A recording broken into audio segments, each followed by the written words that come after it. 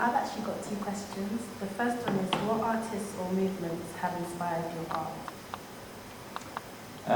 I think lots and lots of different things is the truth. When I see those extraordinary moments of, I think they still do it in Kenya and South Africa. You know, when people visit and all these people turn up and start spontaneously singing, and not just singing crap. I mean, singing beautifully and in harmony and like clapping and dancing. And I think, my God, that is unbelievable. This is really what art is about. This is about people as part of their, in a way, breathing and eating. They learn to do things together that are beautiful, that are in a way a celebration of being alive, and being alive in this particular place, with this language, with this kind of body, with this kind of sun, or whatever. So I think that there's a very strong part of me that is very attracted to, in a way, the forms of art that haven't needed museums, that haven't needed books, that are actually about the way that life expresses itself. And that, you know, that in a way that, you know, it's not a foreign thing, it's not a specialization, it's just something that you do naturally. And I feel that that's maybe something we need more of, that idea that art can be a place of cohesion, of the celebration of, you know, collective joys and pain, perhaps, all of that kind of thing. So that's one side. And then I think I have been very, very inspired by lots of beautiful things that have been made from all ages.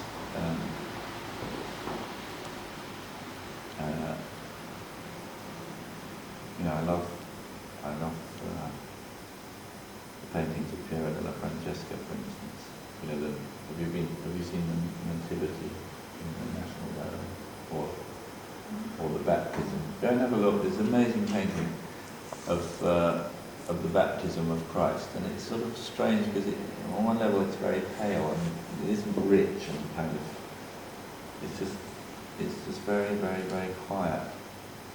And it's of a man standing in a river, and everything is perfectly reflected in this completely still water. And there's a dove in the sky, and there's leaves on the tree, and there's a man pouring water onto this man's head. And it's difficult to say why is that painting beautiful? And it's not to do with any one thing, it's just to do with this atmosphere that's in it, and the time and timelessness that is in it. And I think that's amazing. It's amazing that somebody could paint something a long way away, you know, in Tuscany, in the middle of the, whenever it was, the end of the 14th century, beginning of the 15th, and that I can still, in a way, communicate with him through this object that he made.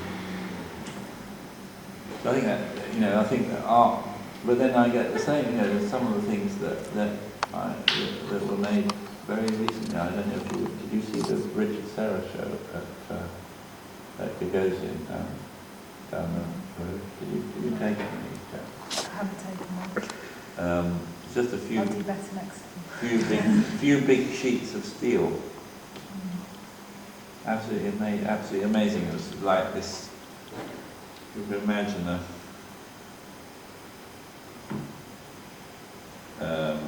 they were 14 feet high and this thick, and you probably aren't a feet person, so 4.5 meters high, and say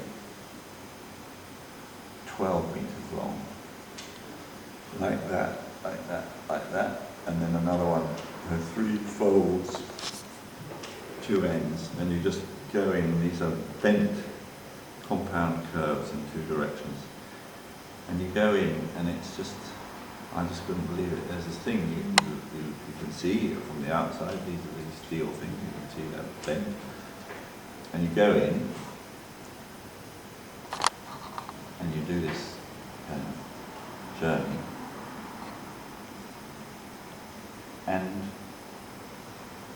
you completely forget where you started, or in a way that you're inside an object.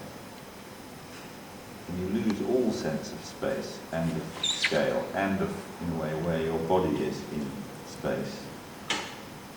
And anyway, that was really an amazing thing. And you know, he only made it 6 months ago or something. But that was very inspiring, and I don't know quite what am I saying is inspiring there. It's the fact that we're not shown a picture of something that makes you feel certain things. It's that the object allows you to have a physical experience that makes you feel certain things. So that idea of it being not a thing but a place that you enter yourself. That's quite important to me now. So the objectness of an art object is less important in a way than the kind of space, the kind of place it is, and the sort of place it invites you to explore. Anyway, those are just 3 things that I've found